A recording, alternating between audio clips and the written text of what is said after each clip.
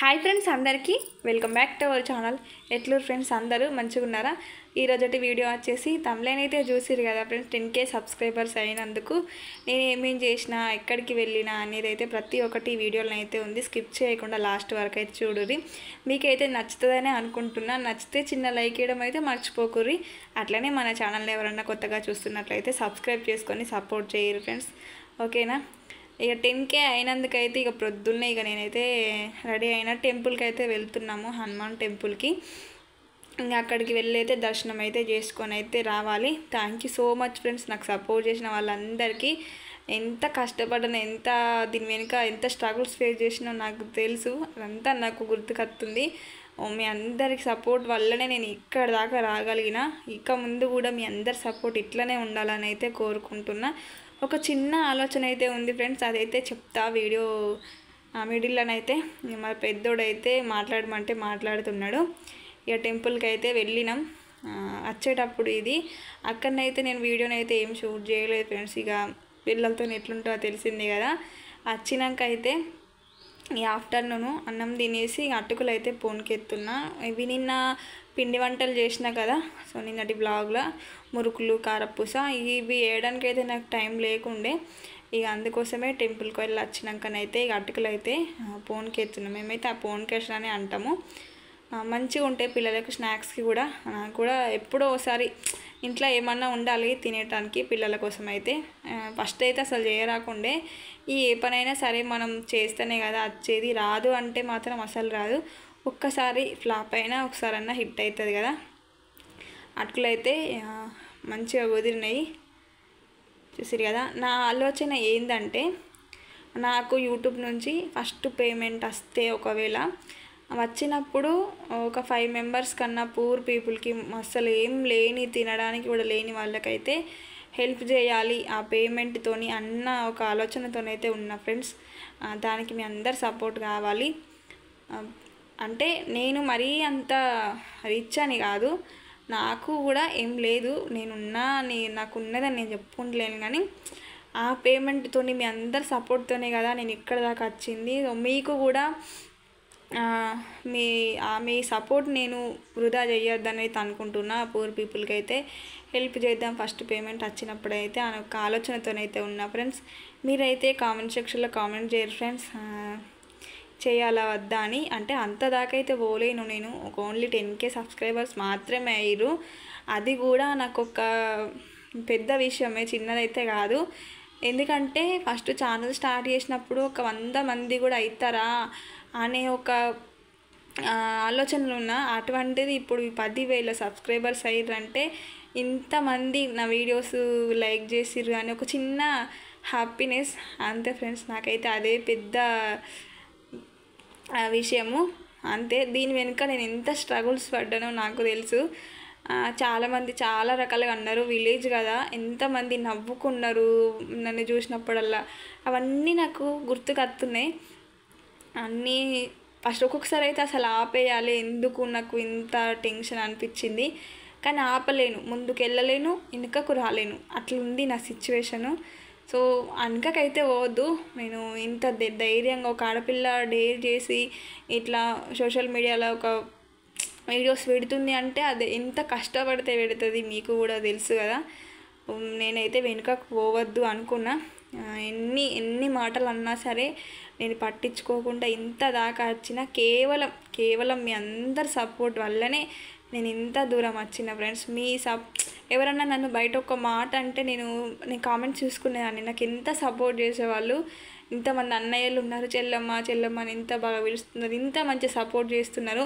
ఎవరి కోసమో నేను ఎందుకు ఆపేయాలి అని ఒక చిన్న ఆలోచన వచ్చింది ఫ్రెండ్స్ నాకైతే. అంతే. ఇక ఇదే ఇంకా ఇది ఇక్కడికొని అయిపోలేదు. 100K కావాలి అని నా గోలు. ఇక అది రీచ్ అవుతున్నా కానా తెలియదు దాన్ని ఇక, ఓకేనా? ఇక ఇప్పుడైతే అటుకులు అయితే మరోసారి అయిపోయింది. సైకిల్ మా హస్బెండ్ అయితే, మా పెద్దోడు 3 days అవుతుంది సైకిల్ తీసుకురా అని ఏడుస్తున్నాడు, ఒకటే ఏడుపు. ఇక అందుకోసం వానికి సర్ప్రైజ్గా సైకిల్ అయితే తీసుకొచ్చిండు. మార్నింగ్ లేవగానే వాడు ఒక్కడే ఆడతాడు వాళ్ళ ఫ్రెండ్స్తో పాటు. సైకిల్ మొత్తం ఇంకా రొప్పుడు మిన్నే ఉన్నాడు. ఇదైతే 15th August రోజు. ఇక వైట్ డ్రెస్ అయితే వేసిన.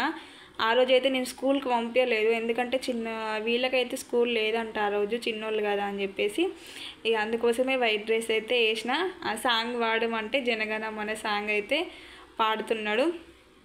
ఇంకా అదైతే నేనైతే వాయిస్ అయితే పెట్టలేదు.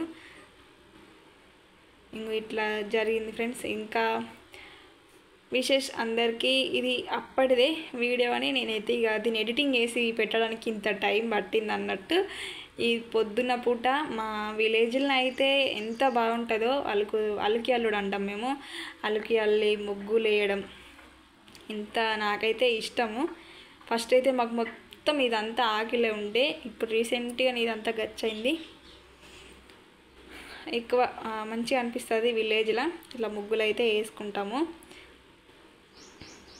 ఇంకా ఫ్రెండ్స్ ఎట్లాంటి కంటెంట్ వీడియో చేయాలి కొంచెం చెప్పుర్రి. నేనైతే నాకు వీలైనంత వరకు నేనైతే నా లైఫ్ స్టైలే చూపిస్తున్నా మీకు బ్లాగ్స్ రూపంలో. ఇంకా ఎలాంటివి చేయాలి అనేది అయితే చెప్పుర్రి.